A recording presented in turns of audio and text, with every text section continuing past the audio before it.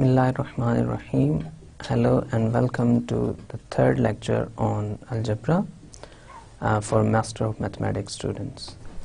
Okay, so first let's talk about what we have done in the last lectures. Okay, so this is our lecture 3. Okay, so a brief recap. Last lecture में हमने क्या किया था? हमने binary operation define किया था. क्या होता है? मैंने आपको शुरू में बताया था कि फंक्शन क्या होता है और बाइनरी ऑपरेशन फंक्शन की एक स्पेशल फॉर्म है. और फिर हमने कुछ देखी कि बाइनरी ऑपरेशन की एग्जांपल्स क्या होती हैं, कौन कौन से ऐसे ऑपरेशंस हैं जो बाइनरी ऑपरेशन बनाते हैं. तो हमने उसमें देखा कि एडिशन जो है लेट्स से इंटीजर्स के ऊपर, वो हमारा एक बाइनरी ऑपरेशन है. इसी तरह मल्टीप्लिकेशन हमारा एक बाइनरी ऑपरेशन है रियल नंबर्स के ऊपर, और कुछ हमने बाइनरी ऑपरेशन इसके अलावा भी देखे. इसके साथ साथ हमने ये भी देखा कि कुछ ऐसे ऑपरेशंस हैं जो बाइनरी ऑपरेशंस नहीं बनाते, जो कुछ ऐसे हैं जो यूनिटरी ऑपरेशंस हैं. तो बाइनरी ऑपरेशन की खास बात यह है कि ये दो एलिमेंट्स लेता है एक ही सेट के और उनको एक एलिमेंट के ऊपर मैप करता है सेम सेट के.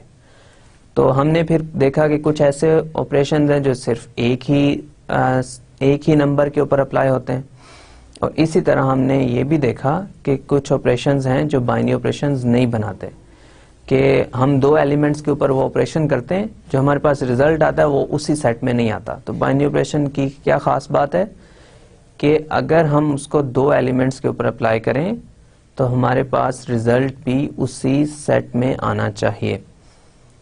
अच्छा, इसके साथ साथ फिर हमने देखा कि हम ग्रुप स्टडी करना चाहते हैं. इस कोर्स का हमारा मेन कोर जो है वो स्टडी ऑफ ग्रुप्स है. तो हम स्टडी ऑफ ग्रुप्स में हमने फिर देखा कि स्टार्ट में एक दो एग्जांपल्स मैंने आपको दी कि हम ग्रुप्स को क्यों स्टडी करना चाहते हैं. ये मोटिवेशन और ग्रुप की डेफिनेशन आज हम दोबारा देखेंगे ताकि हमारी ये चीज़ रिवाइज हो जाए और इसी को हम लेके आगे चलेंगे. तो हमारे पास क्या मोटिवेशन थी ग्रुप को डिफाइन करने की? हमने कहा कि ये लीनियर इक्वेशन है 5 + x = 2. ये हमने सॉल्व करनी है. ठीक है, अब इसका सोल्यूशन हमें चाहिए. आपको पता है कि इसका सोल्यूशन आप कैसे करते हैं, आपको मैंने यहाँ स्टेप्स भी सारे दिए हुए. तो आपने क्या करना है, इसके दोनों साइड के ऊपर लेट्स से -5 ऐड कर दिया. ठीक है, तो ये आपका पहला स्टेप है, पहला ऑपरेशन है. ठीक है, आपने दोनों साइड के ऊपर -5 अप्लाई कर दिया, -5 ऐड कर दिया. अच्छा, फिर इसके बाद आपने क्या किया, ये ब्रैकेट चेंज ऑपरेशन आपने किया. ये आपका एक ब्रैकेट चेंज ऑपरेशन है. ठीक है, ब्रैकेट चेंज, आपने ब्रैकेट चेंज ऑपरेशन किया. इसके बाद आपने ये यूज किया कि -5 को 5 में ऐड करें तो आपके पास 0 आता है. तो आपके पास आपने इसको 0 लिख दिया और फिर आपने ये यूज किया कि 0 + x जो है वो हमेशा x के इक्वल ही होता है. अच्छा, अब मैंने आपको कहा कि ये सब कुछ हम करते आए हैं सेकेंडरी स्कूल में, इवन हमारे मिडिल स्कूल में हम ये चीज़ें, ये इक्वेशन सॉल्व करते आए हैं. अब इसमें कुछ क्वेश्चंस हैं जिनके बारे में हमने कभी नहीं सोचा पहले, तो उनकी हम कुछ बात करते हैं. ये हमारे पास x एक नंबर है, x हमारे पास है इन द एंड -3 आया है, 5 भी एक नंबर है, 2 भी एक नंबर है. तो हम इस इक्वेशन को किसी नंबर सेट में सॉल्व कर रहे हैं. राइट, अब मैं ये क्वेश्चन करना चाह रहा हूं कि इस इक्वेशन को हम किस नंबर सेट में सॉल्व कर सकते हैं. फॉर एग्जांपल मैं अपना नंबर सेट लूं लेट्स से नेचुरल नंबर्स. ठीक है, ये सारी डिस्कशन हम पहले कर चुके हैं, लेकिन रिपीटिशन के लिए और क्लैरिफाई करने के लिए हम इसको दोबारा ब्रीफली देख रहे हैं. तो क्या मैं इस इक्वेशन को नेचुरल नंबर्स में सॉल्व कर सकता हूँ? पहला स्टेप हम देख लेते हैं. पहले स्टेप में हम क्या कर रहे हैं, हमने -5 ऐड किया दोनों साइडों पे, -5 को ऐड किया दोनों साइडों पे. अब नेचुरल नंबर्स में तो -5 है ही नहीं, तो हम इस -5 को कैसे ऐड कर सकते हैं इन दोनों, इस इक्वेशन की दोनों साइड पे? इसका मतलब है कि ये जो है इक्वेशन, ये नेचुरल नंबर्स में सॉल्व नहीं हो सकती. जब -5 है ही नहीं तो हम उसको कैसे इंट्रोड्यूस कर सकते हैं? इसी तरह बाकी सारी चीज़ें जो हैं वो भी आप देखना होगा हमें कि वो किसी पर्टिकुलर सेट में पॉसिबल हैं या नहीं। तो नेचुरल नंबर्स में ये इक्वेशन सॉल्व नहीं हो सकती। इसी तरह होल नंबर्स में भी आप इस इक्वेशन को सॉल्व नहीं कर सकते, लेकिन इंटीजर्स में आप इस इक्वेशन को सॉल्व कर सकते हैं दिस सेट Z में, क्योंकि उसके अंदर आप में ये ख़ास क्वालिटी होती है उस सेट के अंदर कि उसमें -5 मौजूद है। चलें आपने ऐड कर दिया, ठीक है। अब फिर आप ये ब्रैकेट चेंज का ऑपरेशन करना है, इसके बारे में हम थोड़ी बात करेंगे कि ये ब्रैकेट चेंज का ऑपरेशन क्या है और क्या ये सारे सेट में हम कर सकते हैं। लेकिन हम इसको नेचुरल नंबर्स में भी कर सकते हैं, होल नंबर्स में भी, इंटीजर्स में भी कर सकते हैं। अच्छा, अब ये हम इसको थर्ड स्टेप पे आते हैं। अगर तो हमने कहा कि -5 + 5 0 है। अब अगर 0 सेट में होगा तो ही हम इसको 0 लिख सकते हैं ना। अगर 0 सेट में मौजूद ही नहीं है तो फिर हम 0 को खुद से तो इंट्रोड्यूस नहीं कर सकते। तो अब नेचुरल नंबर्स में 0 नहीं है, तो नेचुरल नंबर्स में ये भी प्रॉब्लम है कि ये हम थर्ड स्टेप नहीं कर सकते नेचुरल नंबर्स में। अच्छा, इसके बाद हमने फिर कहा 0 + x के इक्वल होता है। अगर 0 होगा सेट में तो ये प्रॉपर्टी ट्रू होगी। तो इसका मतलब ये हुआ कि हमारी लास्ट डिस्कशन को भी अगर ये रिमाइंड करें आप, तो हमारे पास कुछ सेट ऐसे हैं जिसमें हम इस इक्वेशन को सॉल्व कर सकते हैं और कुछ सेट्स ऐसे हैं जिसमें हम इस इक्वेशन को सॉल्व नहीं कर सकते हैं। अब वो सेट जिनमें हम इस इक्वेशन को सॉल्व कर सकते हैं, उनमें क्या खास बात है? उनमें खास बात यह है कि पहली बात यह है कि अगर 5 हमारे पास सेट में हो तो उसके लिए -5 भी उसी सेट में होना चाहिए, ठीक है। अदरवाइज हम जैसे इसको दूसरी साइड पे, अगर आप अपनी मिडिल स्कूल की लैंग्वेज में सोचें तो इसको हम दूसरी साइड पे नहीं ले जा सकते, या इसको हम -5 को 5 से कैंसिल नहीं कर सकते।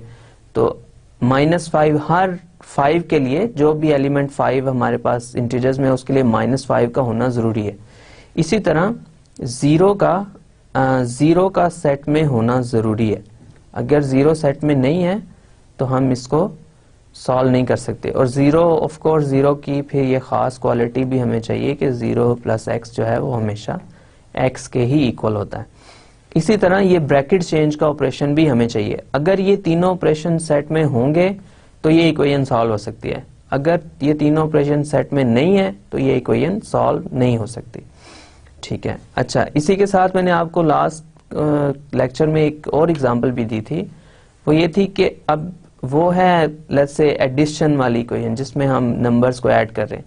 अब ये हमारे पास एक और इक्वेशन है जिसमें हम अब नंबर्स को मल्टीप्लाई कर रहे हैं। तो हमने क्या किया, 2x = 3 कर रहे हैं, ठीक है। अब वहां पे हमें क्या चाहिए था, अब यहाँ पहले स्टेप में हमें सेट के अंदर 1/2 चाहिए, ठीक है।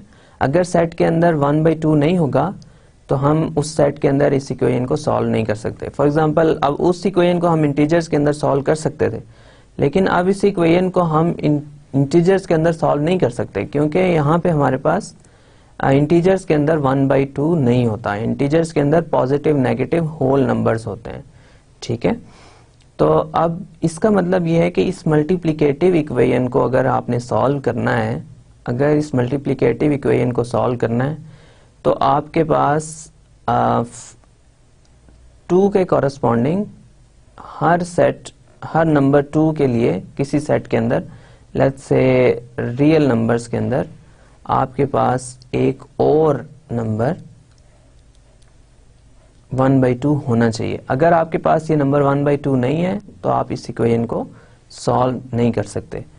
इसी तरह फिर हमारे पास ये, अगर आप सेकंड स्टेप को देखें तो फिर वही कि ब्रैकेट चेंज का जो ऑपरेशन है वो भी सेट में पॉसिबल होना चाहिए, ठीक है। इसके साथ साथ आप अगर थर्ड स्टेप में देखें तो हमारे पास 1 भी जो है वो सेट में होना चाहिए। अगर 1 आपके सेट में नहीं है तो आप इस इक्वेशन को सॉल्व नहीं कर सकते। तो इस इक्वेशन का आंसर जो है वो भी 3/2 है। तो ये 3/2 जो है ये भी सेट के अंदर होना चाहिए, अदरवाइज अगेन फिर उस इक्वेशन का सोल्यूशन उस सेट में नहीं आएगा। तो अगर हम इन दोनों को कंपेयर करें तो बेसिकली हमारे पास ये आता है कि वहां पे हमारे पास था कि हर एलिमेंट 2 के लिए, लेट्स से 5 के लिए -5 होना चाहिए। यहाँ पे हर एलिमेंट 2 के लिए 1/2 होना चाहिए, और इसी तरह ब्रैकेट चेंज और 1 हमारे पास होना चाहिए। तो ये 3 फंडामेंटल प्रॉपर्टीज हैं जो अगर किसी सेट में हो तो हम इन अलजेब्राइक इक्वेशंस को सॉल्व कर सकते हैं। अब इसी डिस्कशन को जनरलाइज करते हुए हम ग्रुप की डेफिनेशन देते हैं। अच्छा, अब ग्रुप की डेफिनेशन ये आप पिछले लेक्चर में भी हम ये एक दफा देख चुके हैं। ये ग्रुप क्या होता है? ग्रुप एक सेट है, ठीक है। ग्रुप क्या है? एक सेट है, उसके अंदर हमारे पास बाइनरी ऑपरेशन होगा, एक स्टार बाइनरी ऑपरेशन जैसे हमने पहले डिफाइन किया कि एक फंक्शन होता है और एक स्पेशल टाइप का फंक्शन होता है जो इसी सेट G के 2 एलिमेंट्स के ऊपर अप्लाई होगा और रिजल्ट भी इसी सेट में आएगा। तो स्टार जो है वो एक फंक्शन है G क्रॉस G से G तक। स्टार क्या है? एक फंक्शन है G क्रॉस G से G पे। तो हमारे पास 2 एलिमेंट्स हम लेंगे ग्रुप G से और उनका रिजल्ट भी ग्रुप G में आना चाहिए, ठीक है। अच्छा, हमारे पास एक सेट है और उसके ऊपर एक बाइनरी ऑपरेशन है स्टार, ठीक है। और हमारे पास इसके अलावा क्या कंडीशंस हैं? इसके अलावा ये कंडीशंस हैं कि ये 3 बेसिक एक्सियम्स जो हैं ये ट्रू होने चाहिए। अब ये 3 बेसिक एक्सियम्स क्या हैं? अगर इन 3 बेसिक एक्सियम्स को आप कंपेयर करें जो अलजेब्राइक इक्वेशन में 3 आपको मैंने चीजें बताई कि ये 3 फंडामेंटल ऑपरेशंस होने चाहिए, ये वही 3 एक्सियम्स है। अब binary operation star is associative. अब एसोसिएटिव का क्या मतलब है? एसोसिएटिव का मतलब ये है कि हमारे पास जो ब्रैकेट चेंज का ऑपरेशन जिसे मैं कह रहा था वो पॉसिबल होना चाहिए।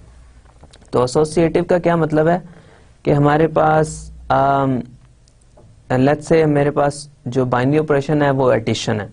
बाइनरी ऑपरेशन की डिफरेंट एग्जांपल्स आपने देखी थी और उसमें एक एग्जांपल ये थी कि इंटीजर्स के ऊपर स्टार जो है वो एक बाइनरी ऑपरेशन बनाता है।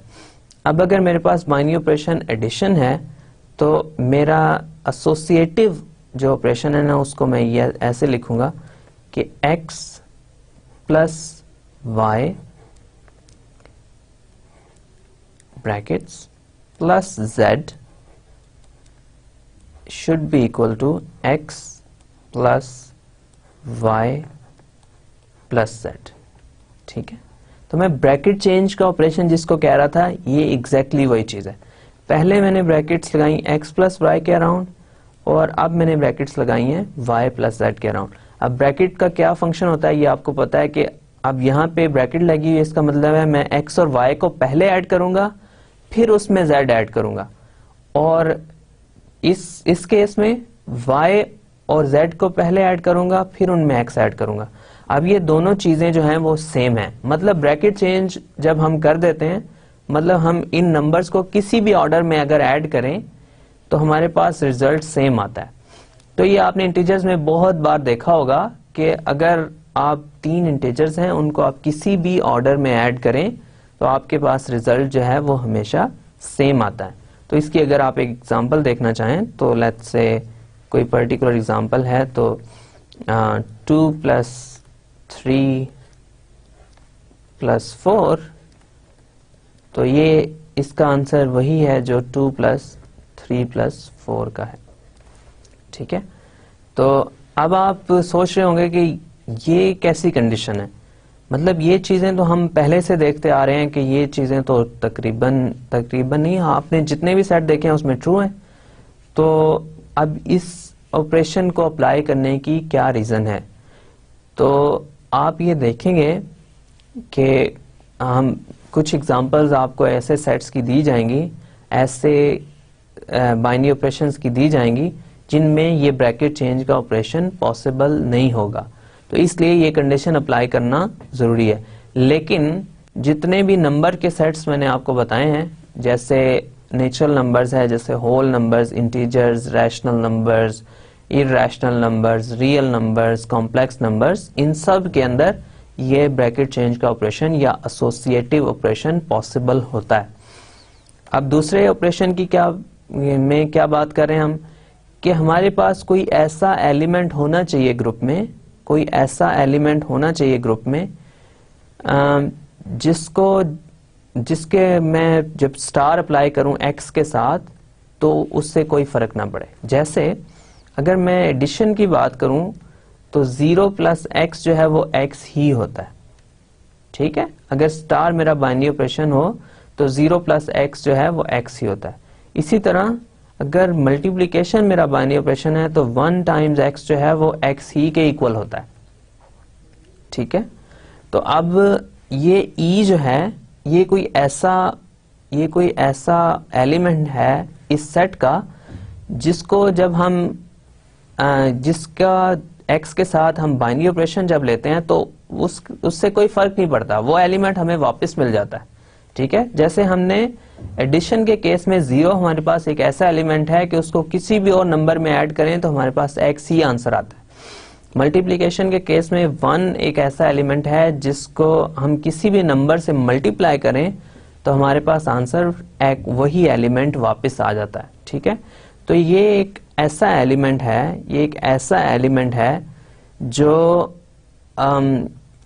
जब किसी और एलिमेंट के साथ इसका ऑपरेशन बाइनरी ऑपरेशन करते हैं तो हमारे पास वही एलिमेंट वापस आ जाता है।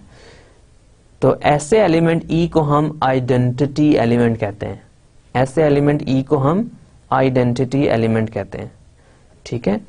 इसी के साथ साथ तीसरी कंडीशन ये है कि हमारे पास हर एलिमेंट, ग्रुप के हर एलिमेंट के लिए एक और ऐसा एलिमेंट होना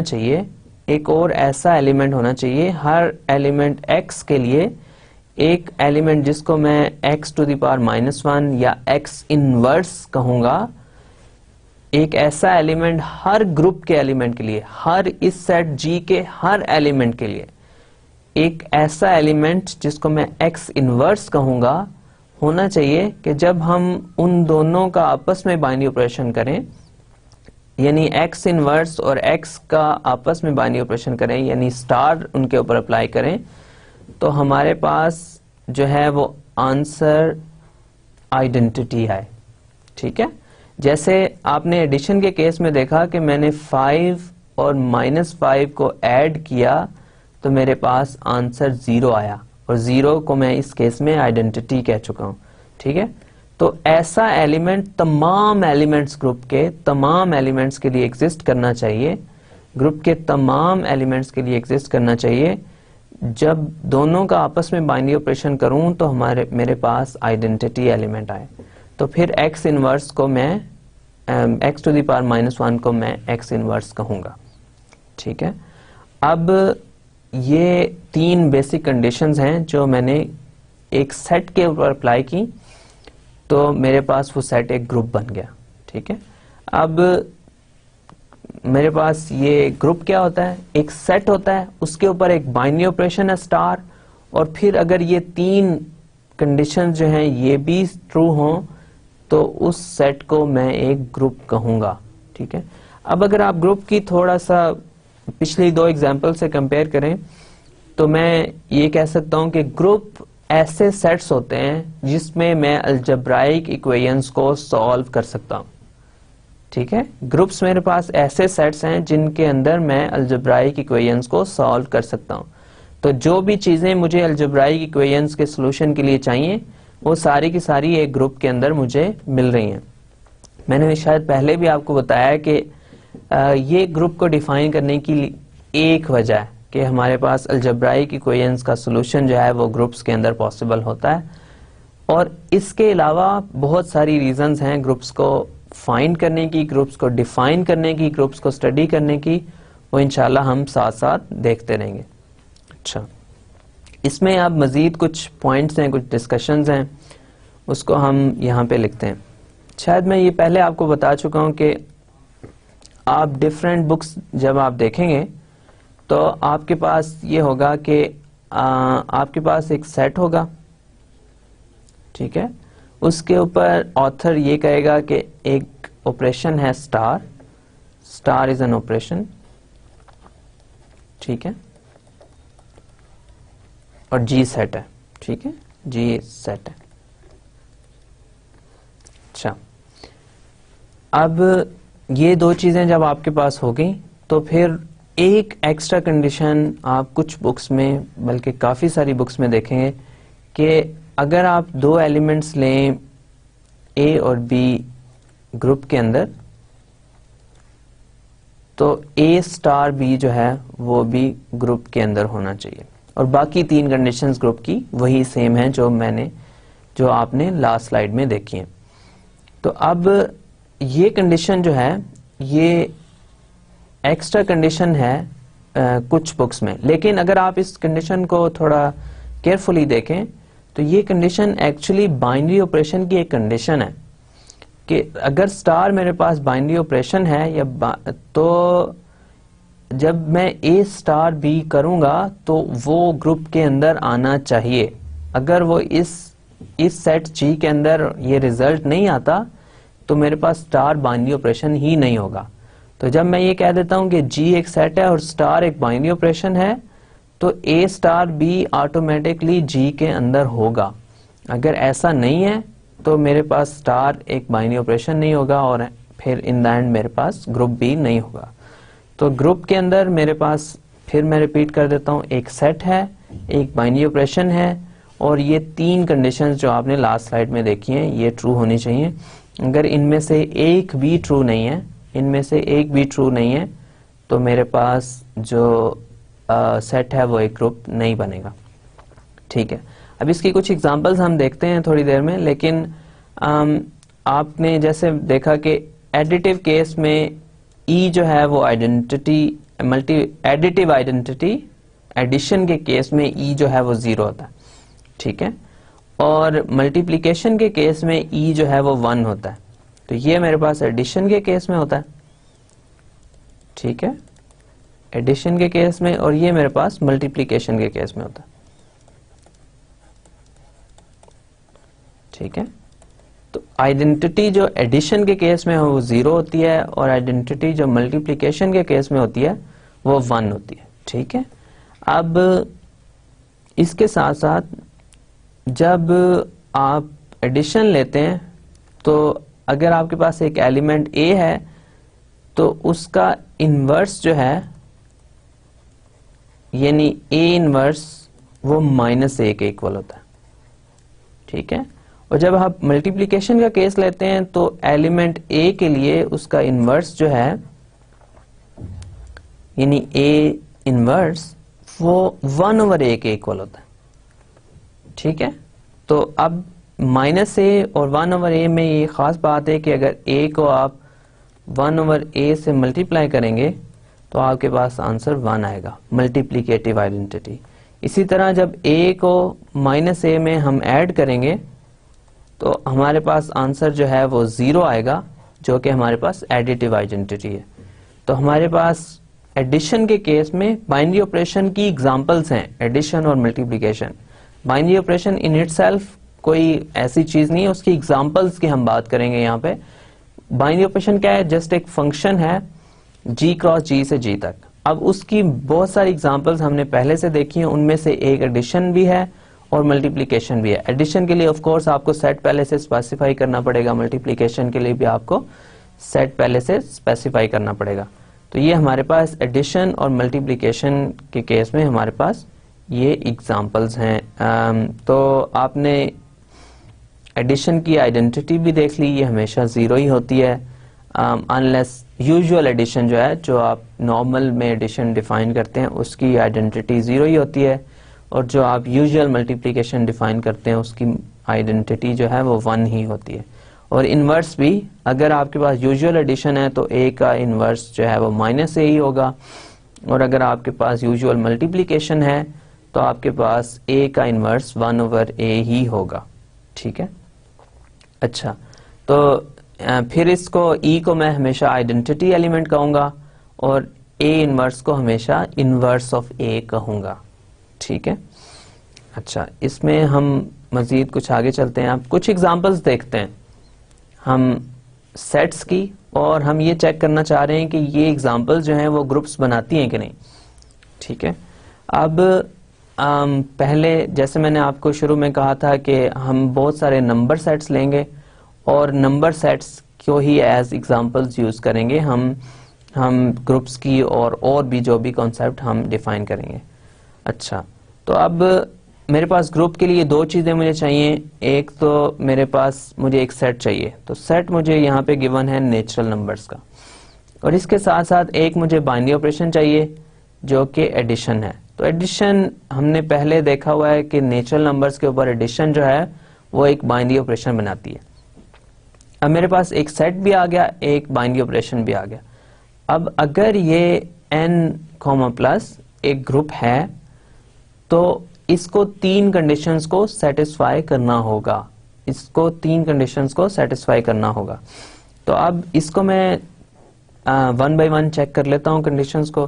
तो पहली कंडीशन ये है कि जो ब्रैकेट चेंज का ऑपरेशन है या एसोसिएटिव का ऑपरेशन है ये मेरे पास ट्रू होगा।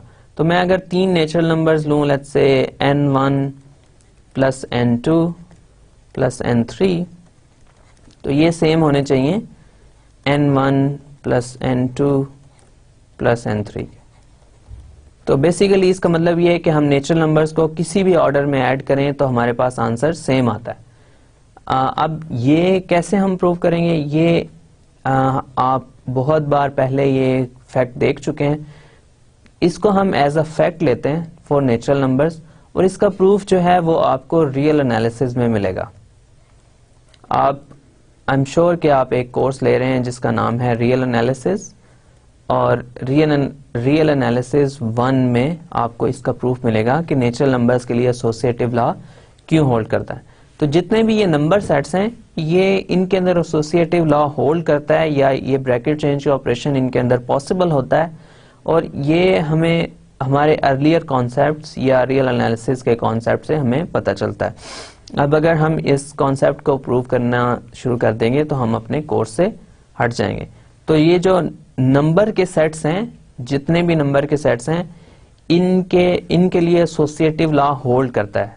जितने भी नंबर के सेट्स मैंने आपको बताए हैं इन सब के लिए एसोसिएटिव लॉ होल्ड करता है, और इसको आप एज अ फैक्ट ले सकते हैं या फिर रियल एनालिसिस के कोर्स से आपको इनके प्रूफ्स मिल जाएंगे।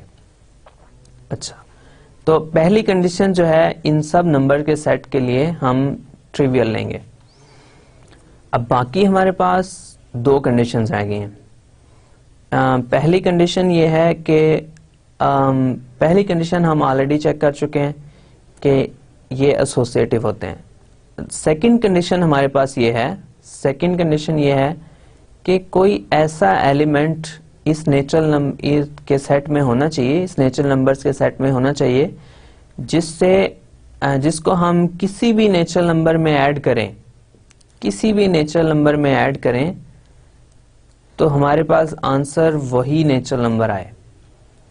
अब ऐसा नंबर जिसको हम किसी भी और नंबर में ऐड करें तो आंसर वही नंबर वापस आ जाए, ऐसा एक ही नंबर हमें पता है, वो नंबर 0 है।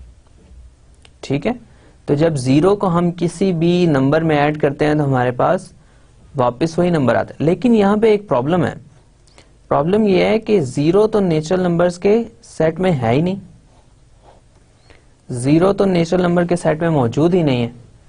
अब 0 अगर नेचुरल नंबर्स के सेट में मौजूद ही नहीं है तो आइडेंटिटी के ऊपर ये कंडीशन है कि वो उसी सेट के अंदर होनी चाहिए।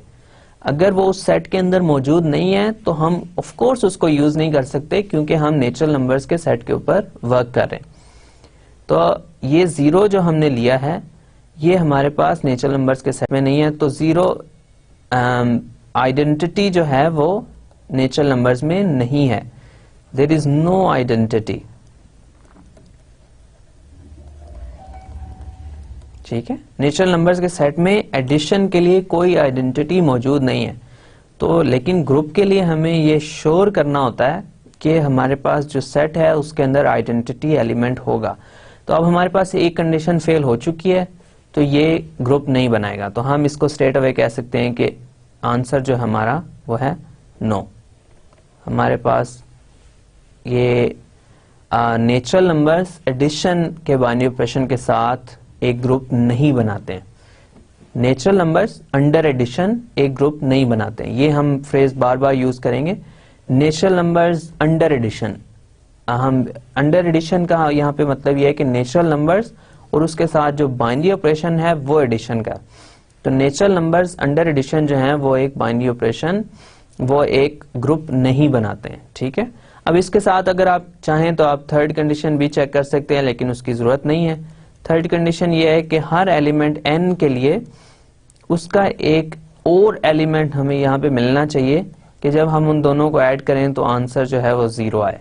अब 0 ही नहीं है और कोई ऐसा एलिमेंट जिसको हम नेचुरल नंबर्स में ऐड करें तो उसका आंसर जो है वो 0 आए। अब वो नंबर्स हमें पता है वो क्या होते हैं, वो नंबर्स होते हैं जी -n, ठीक है। ये एडिशन का ऑपरेशन है, तो नेचुरल मतलब किसी भी नंबर के लिए हम अगर ऐसा नंबर फाइंड करना चाहते हैं जब दोनों को ऐड करें आंसर 0 आए तो वो होता है -n। जैसे 5 के लिए -5, लेकिन प्रॉब्लम फिर वही है कि ये -5 तो नेचुरल नंबर्स में है ही नहीं, तो थर्ड कंडीशन भी फॉल्स होती है। तो इसका मतलब ये है कि हमारा जो आंसर है वो स्टिल नो ही है। तो एक भी कंडीशन अगर फॉल्स हो जाए, इन तीनों में से एक भी कंडीशन अगर फॉल्स हो जाए तो हमारे पास आंसर नो ही आएगा, ठीक है। अच्छा, अब हम सेकंड एग्जांपल की तरफ चलते हैं। अब मेरे पास सेट मैंने चेंज कर दिया, सेट मेरे पास है होल नंबर्स का, ठीक है। सेट मेरे पास है होल नंबर्स का और बाइनरी ऑपरेशन स्टिल मेरे पास एडिशन ही है। तो होल नंबर्स हैं और अंडर एडिशन में चेक करना चाहता हूं कि ये ग्रुप बनाते हैं या नहीं। अब पहली कंडीशन जो है एसोसिएटिव लॉ, ये मैंने आपको अभी जैसे बताया कि ये होल नंबर्स के लिए ट्रू है, ये सब नंबर के सेट्स के लिए ट्रू है और इसका प्रूफ आपको रियल एनालिसिस के कोर्स में मिलेगा। तो ये आपके पास ट्रू है, तो ब्रैकेट चेंज का ऑपरेशन जो है वो होल नंबर्स के लिए पॉसिबल है, तो इसको मैं कहूंगा कि ये ऑपरेशन ऑलरेडी ट्रू है। इसके साथ अगर मैं अब सेकंड कंडीशन की बात करूं तो सेकंड कंडीशन में मेरे पास ये है कि तमाम होल नंबर्स के लिए मुझे एक ऐसा नंबर चाहिए कि जब हम इन दोनों को आपस में ऐड करें तो मेरे पास आंसर वही नंबर आए। तो मैं हर W के लिए एक ऐसा नंबर ढूंढ रहा हूं कि जब इन दोनों नंबर्स को W और जो नंबर मैं ढूंढ रहा हूं इन दोनों को आपस में ऐड करूं तो मेरे पास आंसर जो है वो वही नंबर आए। अब ऐसा कौन सा नंबर है, मैंने फिर आपको बताया कि 0 हमारे पास एक ऐसा नंबर है जिसको हम किसी भी नंबर में ऐड करें तो आंसर वही नंबर आता है। तो अब 0 होल नंबर्स में मौजूद है, तो हमारे पास एक ऐसा नंबर मौजूद है होल नंबर्स के अंदर कि जब हम W और 0 को आपस में ऐड करें तो हमारे पास आंसर W ही आता है। तो इसी तरह 0 और W किसी भी ऑर्डर में हम ऐड करें तो हमारे पास आंसर स्टिल W ही आता है। अच्छा, इसके साथ थर्ड कंडीशन हमारे पास क्या है, थर्ड कंडीशन ये है कि हमारे पास हर होल नंबर के लिए एक ऐसा नंबर होना चाहिए कि जब हम दोनों को आपस में ऐड करें तो आंसर 0 आए, एडिटिव आइडेंटिटी आंसर आए। यानी एक ऐसा नंबर चाहिए जो W के लिए एक ऐसा नंबर चाहिए जो W को कैंसिल कर दे, यानी आंसर जो है वो 0 आ जाए, दोनों आपस में ऐड हों तो एक दूसरे को कैंसिल कर दें तो आंसर 0 आ जाए। अब आपको पता है कि नेगेटिव नंबर्स जो हैं वो पॉजिटिव नंबर्स को कैंसिल करते हैं एडिशन के अंडर। तो अगर हमारे पास W के लिए मुझे एक -W चाहिए, ठीक है। अब W एक होल नंबर्स के सेट में से है, होल नंबर्स में 0 होते हैं और सारे के सारे पॉजिटिव नंबर्स होते हैं। होल नंबर्स के अंदर कोई भी नेगेटिव नंबर मौजूद नहीं होता। अब -W फिर ऑफ कोर्स होल नंबर्स के सेट में नहीं होगा, तो ये यहाँ पे हमारे पास एक प्रॉब्लम है कि -W जो है वो होल नंबर्स के सेट में मौजूद नहीं होगा। तो अब जैसे 5 है तो उसके लिए -5 हमें चाहिए, लेकिन 5 तो होल नंबर्स के सेट में मौजूद है लेकिन -5 होल नंबर के सेट में मौजूद नहीं है।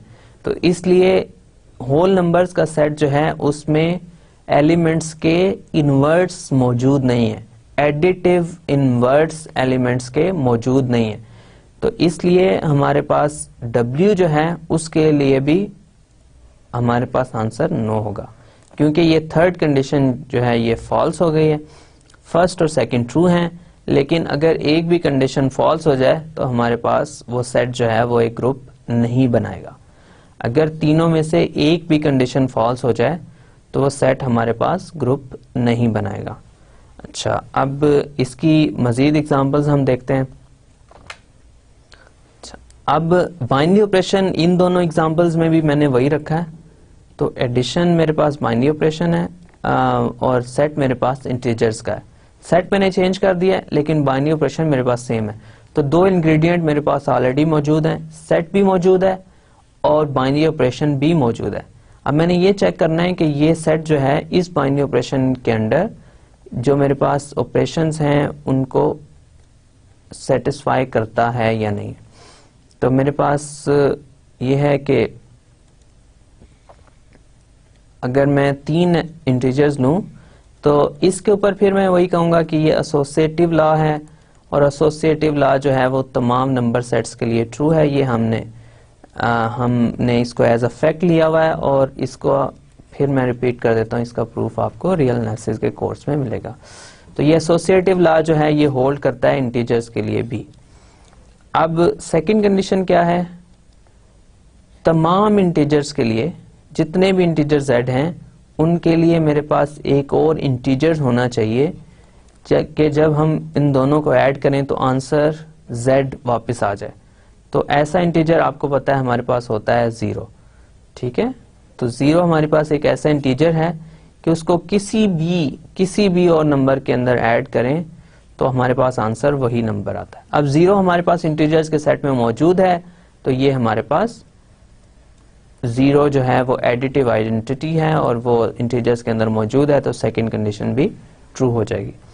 अब अगर हम थर्ड कंडीशन की बात करें तो थर्ड कंडीशन के लिए फिर जो भी इंटीजर मैं लूं उसके लिए मुझे एक और इंटीजर चाहिए कि जब हम उन दोनों को आपस में ऐड करें तो आंसर 0 आए, एडिटिव आइडेंटिटी आए। ऐसा इंटीजर चाहिए z के लिए जो z को कैंसिल कर दे, तो ऐसा इंटीजर -z ही होता है।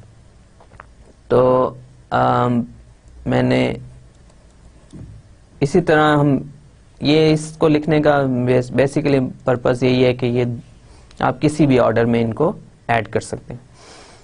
अब ये -z जो है किसी भी इंटीजर्स के लिए ये हमारे पास z में है या नहीं है।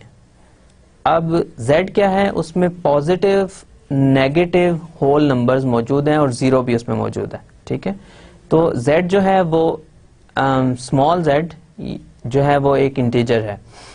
तो सारे पॉजिटिव इंटीजर्स के लिए एक नेगेटिव इंटीजर, सारे पॉजिटिव के लिए इंटीजर्स के लिए नेगेटिव इंटीजर्स भी इंटीजर्स के सेट के अंदर मौजूद हैं। जैसे अगर मैं 5 लूं इंटीजर्स के सेट में तो -5 जो है वो भी इंटीजर्स के सेट में मौजूद है। तो इसी तरह -2 के लिए -2 है, 3 के लिए -3 है। इसी तरह तमाम के तमाम नंबर्स के लिए हमारे पास उसका नेगेटिव भी इंटीजर्स के सेट में एग्जिस्ट करता है। तो हम हर एलिमेंट के लिए उसका इन्वर्स इंटीजर्स के सेट में फाइंड कर सकते हैं। तो इसलिए ये थर्ड कंडीशन भी इंटीजर्स के सेट में ट्रू है। तो हमारे पास पहला यस आंसर आया अभी तक कि इंटीजर्स अंडर एडिशन जो है वो एक ग्रुप बनाते हैं। एडिशन इंटीजर्स अंडर एडिशन जो है वो एक ग्रुप बनाते हैं। अच्छा, अब हम ये सेकेंड एग्जांपल देखते हैं इस स्लाइड के ऊपर कि हमारे पास सेट अब है रियल नंबर्स का और बाइनरी ऑपरेशन फिर एडिशन ही है। ठीक है, तो ये एडिशन के लिए हमारी प्रॉब्ली लास्ट एग्जांपल है कि हमारे पास सेट है रियल नंबर्स का R और हमारे पास बाइनरी ऑपरेशन जो है वो एडिशन है और हम ये चेक करना चाह रहे हैं कि ये रियल नंबर्स जो हैं वो अंडर एडिशन एक ग्रुप बनाते हैं या नहीं। अब इसमें हम फिर वही बात है, हम 3 कंडीशंस को चेक करेंगे। पहली कंडीशन ये है कि अगर मैं 3 रियल नंबर्स लूं, लेट्स से R1, R2 और R3, तो ब्रैकेट चेंज का ऑपरेशन जो है वो अलाउड होना चाहिए। सो R1 plus R2 plus R3।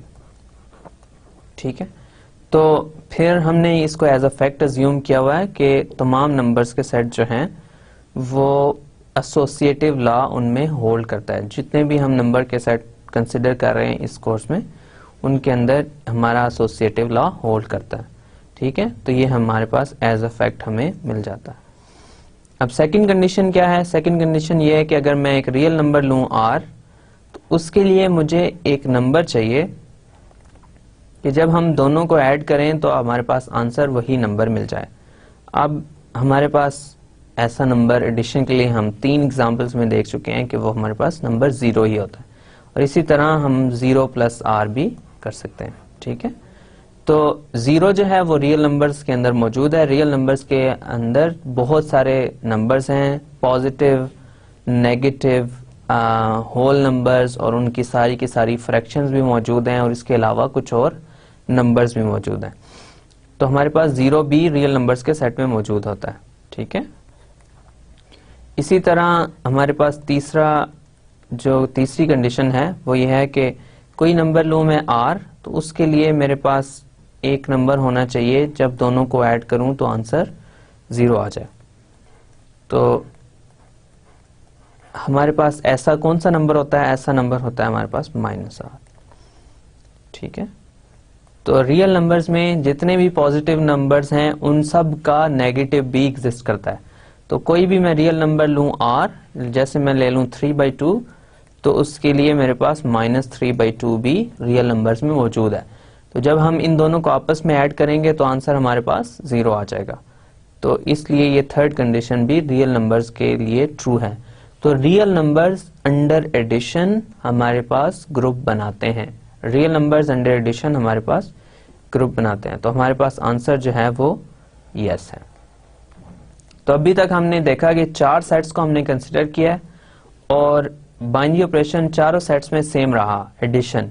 उनमें से 2 सेट्स नेचुरल नंबर्स और होल नंबर्स ग्रुप नहीं बनाते, और 2 सेट्स इंटीजर्स और रियल नंबर्स ग्रुप बनाते हैं।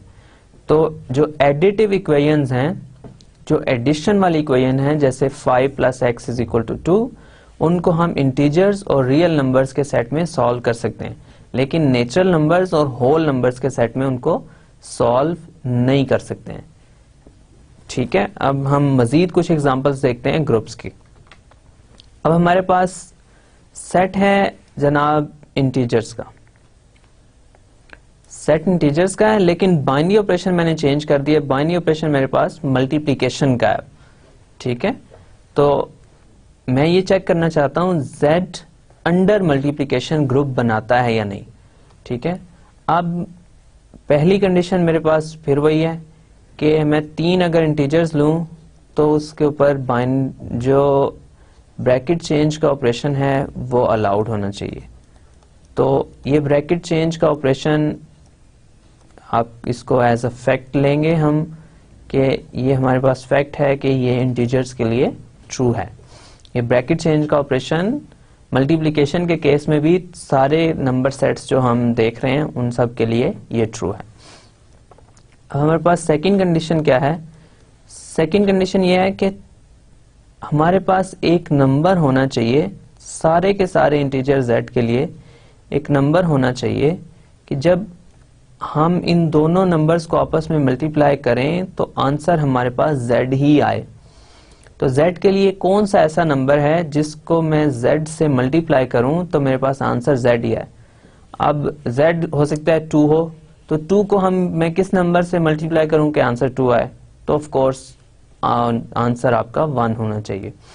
तो 1 एक ऐसा नंबर है जिसको मैं किसी भी नंबर से मल्टीप्लाई करता हूं तो मेरे पास आंसर वही नंबर आ जाता है। तो मेरे पास 1 इंटीजर्स के सेट में है। अगर 1 इंटीजर्स के सेट में मौजूद है तो मेरे पास इंटीजर्स के लिए मल्टीप्लिकेटिव आइडेंटिटी होल्ड करती है। तो 1 क्लियरली इंटीजर्स के सेट में मौजूद है, तो मेरे पास 2 कंडीशंस जो हैं वो सेटिस्फाई हो गई हैं। अब अगर मैं थर्ड कंडीशन की बात करूं तो थर्ड कंडीशन मेरे पास क्या है? थर्ड कंडीशन ये है कि मैं कोई भी इंटीजर लूं तो उसको मैं किसी और इंटीजर से मल्टीप्लाई कर सकूं कि मेरे पास आंसर 1 आए, आंसर मल्टीप्लिकेटिव आइडेंटिटी वापस आ जाए। Remember, operation is multiplication, the binary operation is multiplication. तो I should be able to find a number for every integer z, I should be able to find a number such that when I multiply the numbers together, I get 1. I get the multiplicative identity. तो इसी तरह मैं इसको मतलब दूसरे order में भी multiply कर सकता हूँ आपस में, ठीक है। अब ऐसा कौन सा नंबर है जिसको मैं z से मल्टीप्लाई करूं तो मेरे पास आंसर जो है वो 1 आए। जैसे मैं इंटीजर ले लेता हूं 2, तो 2 को मैं किस नंबर से मल्टीप्लाई करूं कि मेरे पास आंसर 1 आए, तो ऑफ कोर्स वो नंबर 1/2 होगा। लेकिन यहाँ प्रॉब्लम यह है कि अगर मैं यहाँ पे z के लिए नंबर लूं 1/z, तो अब जो अगर मेरे पास इंटीजर 2 हो तो 1/2 तो z के सेट में है ही नहीं, इसका मतलब है 2 का इन्वर्स तो z के अंदर मौजूद ही नहीं है। लेकिन कंडीशन तो ये है कि तमाम के तमाम इंटीजर्स जो हैं, तमाम के तमाम एलिमेंट्स जो हैं सेट के लिए, उसके लिए मेरे पास ये मल्टीप्लिकेटिव इन्वर्स एग्जिस्ट करना चाहिए। अगर किसी एक भी एलिमेंट के लिए ये मल्टीप्लिकेटिव इन्वर्स एग्जिस्ट नहीं करता है तो मेरे पास ये कंडीशन फॉल्स हो जाएगी। तो जैसे मैंने आपको एक एग्जांपल दी कि 2 के लिए मल्टीप्लिकेटिव इन्वर्स एग्जिस्ट नहीं करता, इसलिए इसी तरह 3 के लिए भी मल्टीप्लिकेटिव इन्वर्स एग्जिस्ट नहीं करता। 4 के लिए, 5 के लिए बहुत सारे नंबर्स आप फाइंड कर सकते हैं। एक्चुअली ये ट्रू है कि 1 के अलावा इस सेट के अंदर किसी भी नंबर का मल्टीप्लिकेटिव इन्वर्स एग्जिस्ट नहीं करता, ठीक है। तो फिर आंसर हमारे पास क्लियरली नो है। अब यहाँ पे हमें एक बड़ी इंपॉर्टेंट बात पता चली कि आपने पहले देखा कि z अंडर एडिशन जो है वो ग्रुप है, लेकिन z अंडर मल्टीप्लिकेशन ग्रुप नहीं है। तो इसका मतलब यह है कि दोनों चीजें बहुत इंपॉर्टेंट हैं। अगर आप सेट चेंज करेंगे तो भी ग्रुप चेंज हो सकता है, अगर आप ऑपरेशन चेंज करेंगे तो भी चेंज हो सकता है। तो एडिशन अगर ऑपरेशन रखेंगे तो z ग्रुप बनेगा, लेकिन अगर आपने ऑपरेशन चेंज कर दिया तो z ग्रुप नहीं बनाएगा। तो इसलिए बाइनरी ऑपरेशन और सेट दोनों ही इंपॉर्टेंट चीजें हैं। इसके साथ साथ ये तीनों कंडीशंस भी क्रूशल हैं। अगर इन पांचों चीजों में से कोई भी चीज आप मॉडिफाई करेंगे तो हमारे पास ग्रुप जो है वो चेंज हो जाएगा और हो सकता है वो ग्रुप ना बनाए। अब 6th एग्जांपल पे हम देखते हैं कि हमारे पास सेट, अब मैंने चेंज किया, बाइनरी ऑपरेशन चेंज नहीं किया। सेट मेरे पास रियल नंबर्स का आ गया है और मेरे पास ऑपरेशन जो है वो मल्टीप्लिकेशन का है, ठीक है। अब इसमें पहली कंडीशन फिर मैं इसको एज अ फैक्ट लूंगा कि R1 times R2 times R3 जो है वो R1 times R2 times R3 के इक्वल होता है, ठीक है। तो मेरे पास ब्रैकेट चेंज का ऑपरेशन जो है वो अलाउड होना चाहिए और इसको मैं एज अ फैक्ट लूंगा, ठीक है। तो आपने ये देखा हुआ पहले से कि रियल नंबर्स को हम किसी भी ऑर्डर में अगर आप मल्टीप्लाई करें तो आंसर सेम आता है, तो ये मैटर नहीं करता। इसके साथ साथ अगर आप सेकेंड ऑपरेशन इसमें देखना चाहें तो कौन सारे के सारे रियल नंबर्स के लिए कौन सा ऐसा नंबर है कि जब मैं r को उससे मल्टीप्लाई करूं तो मेरे पास आंसर r ही आए। तो ये आपको क्लियरली पता है कि वो नंबर 1 है। तो ये नंबर हमारे पास 1 है और 1 रियल नंबर्स के सेट के अंदर मौजूद है, तो सेकंड कंडीशन भी ट्रू हो गई। अब थर्ड कंडीशन ये है कि सारे के सारे नंबर्स के लिए, सारे के सारे रियल नंबर्स के लिए मेरे पास नंबर होना चाहिए 1/r कि जब हम दोनों को आपस में मल्टीप्लाई करें तो आंसर हमारे पास 1 आ जाए, आंसर हमारे पास 1 आ जाए, ठीक है। अब इस कंडीशन को थोड़ा सा हम देखते हैं। अगर मेरे पास कोई रियल नंबर हो 2 तो मेरे पास उसके लिए 1/2 मौजूद है रियल नंबर्स के सेट में, ठीक है। इसी तरह आप कोई भी रियल नंबर लें, लेट्स से अब रियल नंबर में फ्रैक्शंस भी होती हैं, तो 3/2 के लिए कौन सा नंबर होगा जिसको मैं 3/2 से मल्टीप्लाई करूं तो आंसर 1 आए। फॉर नंबर ऑफ कोर्स 2/3 होगा। तो 2/3 को जब मैं 3/2 से मल्टीप्लाई करता हूं तो आंसर मेरे पास 1 आता है, ठीक है। इसी तरह आप कोई भी और फ्रैक्शन ले लें, अब जैसे √2 जो है वो भी रियल नंबर है, √2 को मैं 1/√2 से मल्टीप्लाई कर सकता हूँ, आंसर 1 आ जाएगा। इसका मतलब इससे ऐसे लग रहा है कि इन 3 एग्जाम्पल से आप शायद ये सोच रहे होंगे कि तमाम के तमाम रियल नंबर्स जो हैं उनके लिए आप एक ऐसा नंबर फाइंड कर सकते हैं, और ये रीजनेबल सोच है कि अभी तक यही लग रहा है कि तमाम के तमाम रियल नंबर्स के लिए आप एक ऐसा नंबर फाइंड कर सकते हैं जिसके लिए हम दोनों नंबर्स को आपस में मल्टीप्लाई करें तो आंसर 1 आ जाए। ठीक है, लेकिन एक प्रॉब्लम है इसमें। अब 0 भी तो एक रियल नंबर है, 0 भी तो एक रियल नंबर है, राइट? अब 0 का मल्टीप्लिकेटिव इनवर्स क्या होगा? 0 को मैं किस नंबर से मल्टीप्लाई करूं कि आंसर मेरे पास 1 आए? अब 0 को अगर मैं मल्टीप्लाई करूं 1/0 से, जैसे मैं करता आ रहा हूं r को 1/r से, तो ये 0 और 1/0, 1/0 तो आपको शायद पता होगा आपके कैलकुलस के कोर्सेज से कि 1/0 तो हमारे पास होता है इन्फिनिटी। ये तो हमारे पास कोई नंबर नहीं है, 1/0 हमारे पास कोई नंबर नहीं है, हमें इसकी वैल्यू नोन नहीं है। तो इसका मतलब यह है कि 0 के लिए कोई ऐसा नंबर रियल नंबर्स के अंदर एग्जिस्ट नहीं करता कि हम दोनों को आपस में मल्टीप्लाई करें आंसर 1 आ जाए। तो इसका ये मतलब हुआ कि 0 जो रियल नंबर्स में मौजूद है उसके लिए मल्टीप्लिकेटिव इनवर्स एग्जिस्ट नहीं करता। अब आप 0 के अलावा कोई भी नंबर ले लें, उसके लिए आप मल्टीप्लिकेटिव इनवर्स फाइंड कर सकते हैं। अब सिर्फ एक नंबर है पूरे सेट के अंदर जो प्रॉब्लम क्रिएट कर रहा है, लेकिन सिर्फ एक नंबर भी अगर ऐसा सेट के अंदर मौजूद हो जिसके लिए हमारे पास कोई कंडीशन ट्रू ना हो तो वो कंडीशन ट्रू नहीं है। सिर्फ एक भी अगर नंबर जो है वो उस कंडीशन को सेटिस्फाई नहीं करता तो वो कंडीशन ट्रू नहीं होगी। तो ऑफ कोर्स इसका आंसर भी फिर नो होगा, क्योंकि 0 एक ऐसा नंबर है रियल नंबर्स के अंदर जिसके लिए मल्टीप्लिकेटिव इनवर्स एग्जिस्ट नहीं करता। लेकिन हमारी कंडीशन ये है कि तमाम के तमाम रियल नंबर्स के लिए एक मल्टीप्लिकेटिव इनवर्स एग्जिस्ट करना चाहिए अगर रियल नंबर्स एक ग्रुप हैं। तो रियल नंबर्स अंडर मल्टीप्लिकेशन एक ग्रुप नहीं बनाते। तो अभी तक हमने 2 एग्जांपल्स देखी मल्टीप्लिकेशन के बाइनरी ऑपरेशन के साथ, और वो दोनों की दोनों जो हैं वो एक ग्रुप नहीं बनाती हैं। अब हम कुछ मजीद एग्जांपल्स देखते हैं। उसमें हमारे पास ये है कि अब मैं कहता हूं कि रियल नंबर्स आपने लिए और आपने देखा कि हम बहुत क्लोज थे रियल नंबर्स अंडर मल्टीप्लिकेशन को ग्रुप बनाने के, लेकिन 0 ने हमारे लिए प्रॉब्लम क्रिएट कर दी।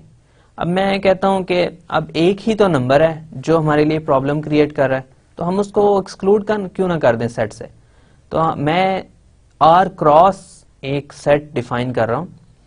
वो क्या है? रियल नंबर्स में से सिर्फ 0 निकाल दें तो मेरे पास r क्रॉस आ जाएगा। ठीक है, रियल नंबर्स में से 0 निकाल दें तो r क्रॉस आ जाएगा। अब इसी तरह इंटीजर्स में से आप 0 निकाल दें तो z क्रॉस हो जाएगा। इसी तरह q क्रॉस क्या है?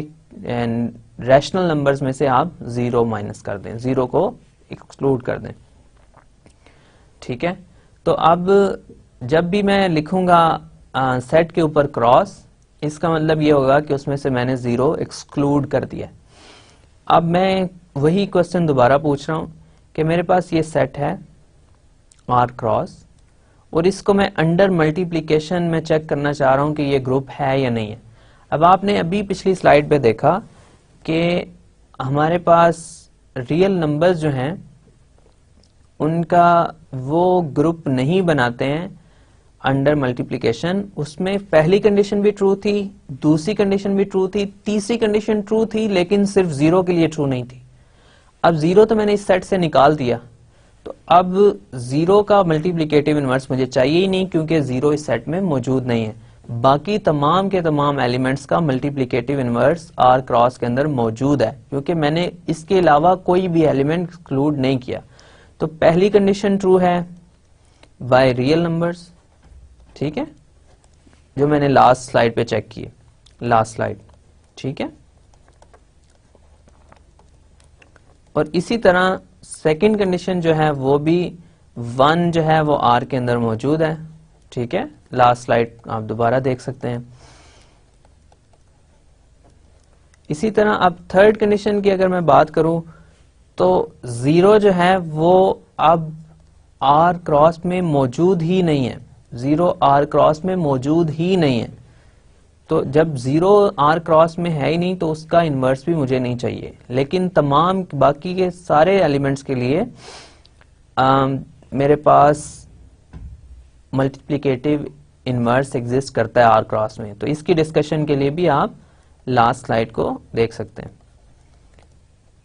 तो ये तीनों कंडीशंस जो हैं वो ट्रू हैं आर क्रॉस के लिए, और फिर हमारे पास आर क्रॉस जो है वो मल्टीप्लिकेशन के अंदर एक ग्रुप बन जाएगा। तो ये हमारे पास पहली एग्जांपल है मल्टीप्लिकेशन के ऑपरेशन के अंदर ग्रुप बनाने की। तो आर क्रॉस अंडर मल्टीप्लिकेशन जो है ये अब हमारे पास एक ग्रुप है, ठीक है। तो आर क्रॉस वो सेट है जिसके अंदर आप अलजेब्राइक इक्वेशंस जो मल्टीप्लिकेशन के थ्रू डिफाइंड है उनको आप सॉल्व कर सकते हैं। जैसे मैंने अभी आपके लिए सॉल्व की शायद 2x = 3, ठीक है। तो अब r क्रॉस अंडर मल्टीप्लिकेशन जो है वो एक ग्रुप बनाता है। क्रॉस का फिर मैं रिपीट कर देता हूं, मतलब ये है कि r में से रियल नंबर्स में से मैंने 0 एक्सक्लूड कर दिया। अब 0 इस सेट के अंदर मौजूद नहीं है। अच्छा, अब मैं फिर एक और सेट की बात करता हूं। रैशनल नंबर्स में से मैंने 0 निकाल दिया और इसके साथ साथ ऑपरेशन मेरा सेम है, मैंने ऑपरेशन स्टिल मल्टीप्लिकेशन का ही लिया हुआ। तो मेरे पास रैशनल नंबर्स हैं और इसमें बाइनरी ऑपरेशन जो है वो मल्टीप्लिकेशन है, और मैं ये चेक करना चाहता हूँ ये ग्रुप बनाता है कि नहीं।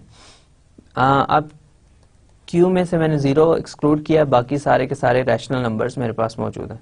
अब फिर मैं जो Q के लिए 3 नंबर्स लूँ, अगर Q1, Q2, Q3, तो अगर मैं इसके लिए ब्रैकेट चेंज का ऑपरेशन जो है वो अलाउड होना चाहिए। सो बेसिकली Q1, Q2,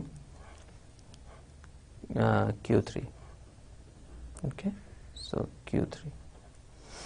अच्छा, अब इसमें ये Q है आपका इसमें आपके पास ब्रैकेट चेंज का ऑपरेशन अलाउड होना चाहिए। ये मैंने पहले ही अज्यूम किया हुआ है कि ये एज अ फैक्ट हम लेंगे, ये तमाम के तमाम नंबर सेट्स के लिए होल्ड करता है।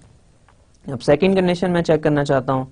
तो सेकंड कंडीशन में मुझे एक ऐसा एलिमेंट चाहिए, लेट्स से किसी भी एलिमेंट Q के लिए, कि जब हम इन दोनों को आपस में मल्टीप्लाई करें तो आंसर Q ही आए, ठीक है। तो आंसर हमारे पास ऐसा नंबर हमारे पास 1 एग्जिस्ट करता है कि जब हम दोनों को आपस में मल्टीप्लाई करें तो आंसर वही Q वापस आ जाए। तो इसी तरह आप इनको दूसरे ऑर्डर में भी मल्टीप्लाई कर सकते हैं, ठीक है। तो 1 टाइम्स Q। अब इसी तरह मेरे पास थर्ड इसमें यह है कि थर्ड कंडीशन अगर मैं चेक करना चाह रहा हूं तो थर्ड कंडीशन ये है कि किसी भी रैशनल नंबर्स के लिए मेरे पास एक और रैशनल नंबर होना चाहिए 1/Q, ठीक है। तो 1/Q भी आपके पास ऐसा रैशनल नंबर है जिसको हम दोनों को आपस में मल्टीप्लाई करें तो आंसर 1 आता है। तो 1/Q टाइम्स Q, ठीक है। अब इसकी आप अगर लास्ट वाले की एग्जांपल्स अगर आप देखना चाहें तो आपके पास 2 के लिए 1/2 मौजूद है, दोनों रैशनल नंबर्स हैं। कोई और लें, लेट्स से 5/6 के लिए मेरे पास कौन सा नंबर होगा? 5/6 के लिए मेरे पास नंबर होगा इस 6/5 के दोनों का आपस में मल्टीप्लाई करूं तो 1 आंसर आ जाए। इसी तरह आप और भी इसकी एग्जांपल्स देख सकते हैं। तो ये तीनों कंडीशंस जो हैं वो Q क्रॉस के लिए ट्रू हैं। अगर आप इसको देखना चाहेंगे, अगर मैं Q लेता और क्रॉस अप्लाई ना करता तो मेरे पास वही प्रॉब्लम आती जो मेरे पास रियल नंबर्स के लिए आई है, यानी 0 का मल्टीप्लिकेटिव इनवर्स मेरे पास Q में भी एग्जिस्ट नहीं करता। तो Q अंडर मल्टीप्लिकेशन जो है वो ग्रुप नहीं है, लेकिन Q क्रॉस यानी Q -0 मल्टीप्लिकेशन के अंदर एक ग्रुप बनाता है। तो मेरे पास आंसर यहाँ पे यस है, ठीक है। अच्छा, ये कुछ 2 एग्जांपल्स हैं ये उन सेट्स की जो अंडर मल्टीप्लिकेशन ग्रुप्स बनाते हैं। तो मेरे पास 2 एग्जांपल्स ऐसी आ गई सेट्स की जो अंडर मल्टीप्लिकेशन ग्रुप नहीं बनाते हैं, और दो ऐसी एग्जांपल्स हैं जो अंडर मल्टीप्लिकेशन ग्रुप्स बनाते हैं। अब इसमें कुछ एक दो मजीद एग्जांपल्स देखते हैं हम। अच्छा, अब मैं छोटी सी नई नोटेशन डिफाइन कर रहा हूँ कि मेरे पास ये z प्लस मैंने लिखा है, z और उसके सुपरस्क्रिप्ट में प्लस है। इसका मतलब ये है कि इंटीजर्स जो हैं वो पॉजिटिव भी होते हैं, नेगेटिव भी होते हैं। इसमें मैं ये ले रहा हूँ कि z प्लस जब मैं कहता हूँ तो इसमें सिर्फ सारे के सारे पॉजिटिव इंटीजर्स आते हैं। z प्लस में सारे के सारे पॉजिटिव इंटीजर्स आते हैं। और q प्लस जब मैं लिख रहा हूँ तो q प्लस का भी यही मतलब है कि q प्लस में सारे के सारे पॉजिटिव रैशनल नंबर्स आते हैं। जीरो पॉजिटिव भी नहीं है, नेगेटिव भी नहीं है। जब मैं z प्लस की बात करूंगा तो उसके अंदर जीरो नहीं आएगा। इसी तरह q प्लस की जब मैं बात करूंगा तो उसके अंदर भी जीरो नहीं आएगा और कोई नेगेटिव नंबर्स भी नहीं आएंगे। तो q प्लस की मैं बात कर रहा हूं तो इसके अंदर फिर आपके जो ऑपरेशन है उसके अंदर जीरो इसमें मौजूद नहीं है और नेगेटिव रैशनल नंबर्स भी मौजूद नहीं है। इसी के साथ साथ अगर मैं r प्लस की बात करूं तो r प्लस के अंदर जो है वो भी पॉजिटिव रियल नंबर्स हैं, सिर्फ सारे के सारे पॉजिटिव रियल नंबर्स हैं। इसके अंदर इसके अलावा नेगेटिव रियल नंबर्स भी मौजूद नहीं है और जीरो भी मौजूद नहीं है। ठीक है, अब इसमें मैं चेक ये करना चाह रहा हूं कि r प्लस जो है वो अंडर मल्टीप्लिकेशन ग्रुप बनाता है या नहीं। r प्लस में क्या है, सिर्फ सारे के सारे पॉजिटिव रियल नंबर्स हैं। अच्छा, पहली कंडीशन फिर वही है कि रियल नंबर्स के लिए मेरे पास एसोसिएटिव लॉ होल्ड करता है। तो ये एक सबसेट है रियल नंबर का, राइट। ये r प्लस जो हैं ये भी रियल नंबर्स ही हैं, लेकिन ये कुछ पार्ट है रियल नंबर्स का, तो इनके लिए भी जो है एसोसिएटिव लॉ होल्ड करेगा। इसको एज अ जनरल फैक्ट हम कुछ देर में लिखेंगे कि ये मैं क्या कहना चाह रहा हूँ। तो अगर मेरे पास तीन रियल नंबर्स हैं, r1 r positive real numbers हैं, तो मेरे पास ये कंडीशन होल्ड करेगी। ठीक है, तो ये आपके पास एक फैक्ट है। ठीक है, अब सेकंड कंडीशन जो है वो मेरे पास ये है कि जो पॉजिटिव रियल नंबर्स हैं उनके अंदर मैंने एक ऐसा नंबर फाइंड करना है कि जिसको मैं जब किसी भी पॉजिटिव रियल नंबर r से मल्टीप्लाई करूं तो आंसर वापस आ रहा है। ऑफ कोर्स वो नंबर 1 है और आपको पता है कि 1 जो है वो एक पॉजिटिव नंबर है, तो वो r प्लस में मौजूद होगा। ठीक है, अब इसी के साथ साथ मुझे तमाम के तमाम पॉजिटिव रियल नंबर्स के लिए उनका इन्वर्स भी रिक्वायर्ड है कि मैं जब इन दोनों को आपस में मल्टीप्लाई करूं तो मेरे पास आंसर 1 आ जाए। ठीक है, अब अगर r पॉजिटिव होगा तो 1 ओवर r भी तो पॉजिटिव होगा। अब रियल नंबर्स में प्रॉब्लम ये थी कि 0 अगर होता तो प्रॉब्लम होती। अब 0 तो हमने इस सेट से निकाल दिया क्योंकि इसमें सिर्फ हमने पॉजिटिव रियल नंबर्स रखे हैं, तो 0 तो ऑलरेडी इस सेट में नहीं है, उसके इन्वर्स से हमें कंसर्न ही नहीं है। तो मैं अब कह रहा हूं कि एक पॉजिटिव रियल नंबर है, तो अगर आप उसका इन्वर्स लेंगे तो वो भी पॉजिटिव होगा, क्योंकि r पॉजिटिव है तो 1 ओवर r जो है वो उसका इन्वर्स होता है, वो भी पॉजिटिव होगा।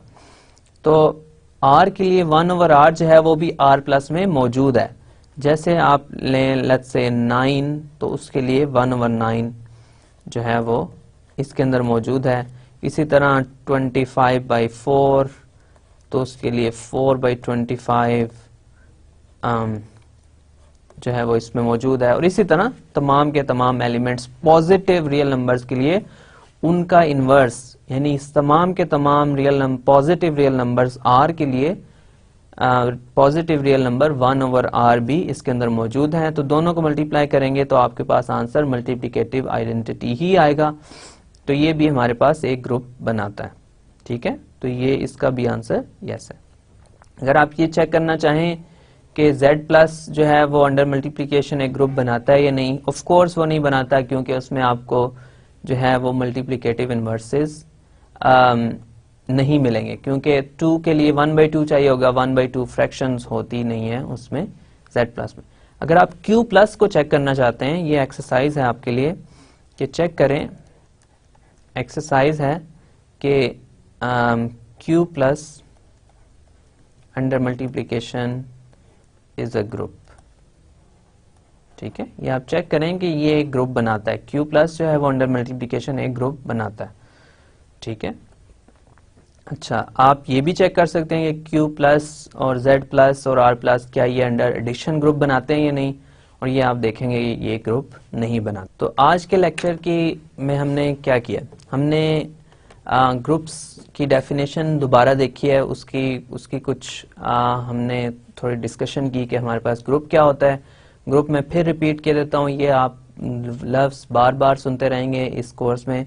ग्रुप ये है कि हमारे पास एक सेट होता है, उसके साथ एक बाइनरी ऑपरेशन होता है और 3 कंडीशंस, यानी उसके अंदर एसोसिएटिव लॉ होल्ड करना चाहिए, उसके अंदर एक आइडेंटिटी होनी चाहिए, अगर एडिशन का ऑपरेशन है तो 0 होना चाहिए कि जब हम दोनों को आपस में ऐड करें 0 और कोई भी और एलिमेंट उस सेट का, तो हमारे पास आंसर वही एलिमेंट आ जाए।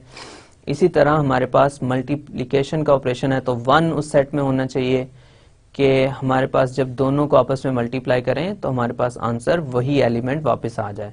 इसके अलावा भी बाइनरी ऑपरेशंस होते हैं जिसकी आपने एग्जांपल्स देखी भी हैं, लेकिन इसके अलावा भी हम इनकी एग्जांपल्स देखेंगे। तो इसके साथ साथ हर एलिमेंट का इन्वर्स भी उस सेट के अंदर एग्जिस्ट करना चाहिए, हर एलिमेंट का इन्वर्स ही, मैं दोबारा रिपीट कर रहा हूँ, अगर किसी एक भी एलिमेंट का इन्वर्स सेट के अंदर एग्जिस्ट नहीं करता है तो वो हमारे पास ग्रुप नहीं बनाएगा। अच्छा, इसके साथ साथ फिर हमने बहुत सारी एग्जांपल्स देखी, वो कुछ सारे के सारे नंबर सेट्स को हमने ट्राई किया कि अगर हम ऑपरेशन एडिशन का लें या फिर बाद में हमने ट्राई किया कि मल्टीप्लिकेशन का लें तो हमारे पास वो ग्रुप बनाते नहीं। तो जैसे हमने ये देखा कि नेचुरल नंबर जो हैं वो एडिशन के अंदर ग्रुप नहीं बनाते, नेचुरल नंबर जो हैं वो मल्टीप्लिकेशन के अंदर भी ग्रुप नहीं बनाते हैं, ये आप चेक कर सकते हैं। इसी के साथ साथ अगर आप होल नंबर्स की बात करें तो होल नंबर्स एडिशन के अंदर भी ग्रुप नहीं बनाते, मल्टीप्लिकेशन के अंदर भी ग्रुप नहीं बनाते, ये भी आप चेक कर सकते हैं। इसके साथ साथ अगर आप इंटीजर्स की बात करें तो इंटीजर्स जो हैं वो अंडर एडिशन तो ग्रुप बनाते हैं, लेकिन अंडर मल्टीप्लिकेशन वो ग्रुप नहीं बनाते हैं क्योंकि उसके अंदर हमें मल्टीप्लिकेटिव इन्वर्सेस नहीं मिलते हैं। इसके साथ अगर आप रैशनल नंबर्स की बात करें तो रैशनल नंबर जो हैं वो अंडर एडिशन ग्रुप बनाते हैं, लेकिन अंडर मल्टीप्लिकेशन वो ग्रुप नहीं बनाते हैं क्योंकि उसके अंदर हमें 0 एक ऐसा एलिमेंट है जिसका मल्टीप्लिकेटिव इन्वर्स नहीं मिलता है। तो अगर आप रियल नंबर्स की बात करें तो रियल नंबर्स भी एडिशन के अंडर जो हैं वो ग्रुप बनाते हैं, लेकिन मल्टीप्लिकेशन के अंडर वो भी ग्रुप नहीं बनाते हैं क्योंकि उनमें भी एक प्रॉब्लम है कि 0 जो है उसका मल्टीप्लिकेटिव इन्वर्स एग्जिस्ट नहीं करता है। तो हमने क्या कहा, हमने कहा कि एक ही एलिमेंट है रियल नंबर्स के अंदर भी और रैशनल नंबर्स के अंदर भी जो प्रॉब्लम क्रिएट कर रहा है। तो हम ये करते हैं कि हम उस एलिमेंट को सेट से निकाल देते हैं। जब हमने उस एलिमेंट को सेट से निकाल दिया तो अब हमारे पास उस सेट को हमने नाम दे दिया let's say Q cross. Q cross क्या है, सारे के सारे रैशनल नंबर्स लेकिन 0 नहीं है, 0 उस सेट में मौजूद नहीं है। तो जब हमने Q क्रॉस को अंडर मल्टीप्लिकेशन लिया तो अब 0 एक ऐसा एलिमेंट था जिसका मल्टीप्लिकेटिव इन्वर्स एग्जिस्ट नहीं करता था, तो हमने उसको एक्सक्लूड कर दिया, तो उससे हमारा मल्टीप्लिकेटिव इन्वर्स वाला प्रॉब्लम जो है वो रिजॉल्व हो गया। इसके साथ साथ फिर हमने ये कहा कि जो हमारे पास रियल नंबर्स हैं उसमें से भी 0 एक्सक्लूड कर दें तो वो भी अब अंडर मल्टीप्लिकेशन हमारे पास ग्रुप बन जाएगा। इसके बाद हमने एक और डेफिनेशन दी कि R प्लस या Z प्लस या Q प्लस हम ऐसे डिफाइन करते हैं कि R प्लस में हम सिर्फ पॉजिटिव रियल नंबर्स रखेंगे, उसमें 0 भी नहीं है और कोई भी नेगेटिव रियल नंबर भी नहीं है। तो R प्लस जो है वो भी अंडर मल्टीप्लिकेशन ग्रुप बनाता है, Q प्लस जो है वो भी अंडर मल्टीप्लिकेशन ग्रुप बनाता है। तो इंशाल्लाह अगले लेक्चर में हम इसी डिस्कशन को कंटिन्यू करेंगे और कुछ मजीद एग्जाम्पल्स जो हैं वो हम ग्रुप की देखेंगे और फिर इसी डिस्कशन को हम आगे प्रोसीड करेंगे। So thank you very much for today and I will see you again in the next lecture.